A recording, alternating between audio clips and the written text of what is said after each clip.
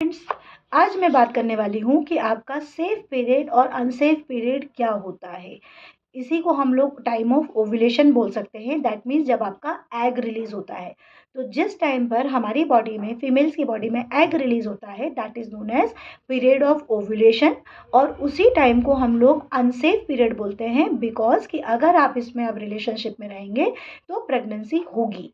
तो फ्रेंड, जिनको प्रेगनेंसी चाहिए है उनको इस अनसेफ पीरियड में रिलेशन में रहना चाहिए, और जिन कपल्स को भी प्रेगनेंसी नहीं चाहिए है तो बेटर है कि इस अनसेफ पीरियड में वो रिलेशनशिप में ना रहें, और अगर रहते हैं तो अपने मेथड ऑफ कॉन्ट्रासेप्शंस को अपनाएं, सो दैट कि आपकी अनवांटेड प्रेगनेंसी ना हो।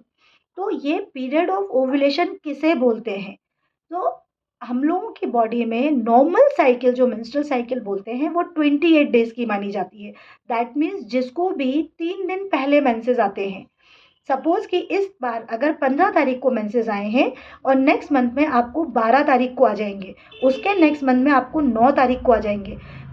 इसका मतलब है कि अगर आपके मेंसेस 3 दिन पहले आ रहे हैं तो आपकी साइकिल 28 दिन की साइकिल है, और जिसकी 28 दिन की साइकिल होती है उसके बिल्कुल मिड में, मतलब 14वें दिन पे ओव्यूलेशन होने के चांसेस हो सकते हैं। See, this is not a fact, ये पक्का नहीं है कि 14वें दिन पर ही ओव्यूलेशन होगा, बट माना जाता है जितने दिन की आपकी साइकिल है उसके बिल्कुल एग्जैक्टली मिड में, मीन्स आधे में ओव्यूलेशन होने के चांसेस हो सकते हैं। तो अगर आपकी साइकिल 28 डेज की है, जो कि मैक्सिमम लोगों की होती है, उसके 14th डे पे ओव्यूलेशन होगा, और अगर एक बार ओवा रिलीज हुआ, वो आपकी बॉडी में 24 आवर्स लाइव रहता है। 24 आवर्स के बाद ओवा की लाइफ खत्म हो जाती है। दैट मीन्स कि अब फर्टिलाइजेशन नहीं हो सकता, प्रेगनेंसी नहीं हो सकती है। तो अब लेकिन किसी की साइकिल में भी ये जो ओवुलेशन का टाइम है वो फिक्स नहीं है। तो हम क्या करते हैं एज अ डॉक्टर्स, 2 दिन पहले और 2 दिन बाद में, दैट मीन्स ओवुलेशन के डे से 2 दिन पहले और 2 दिन बाद में, दैट मीन्स ये जो बीच के 5 डेज है, ये 5 डेज को हम लोग अनसेफ पीरियड बोलते हैं। और इन 5 डेज को छोड़कर मंथ के बाकी जो दिन होते हैं, they are known as safe periods. तो इसलिए फ्रेंड्स, अपने मेंसेस साइकिल के अकॉर्डिंग अपना सेफ और अनसेफ पीरियड निकालिए।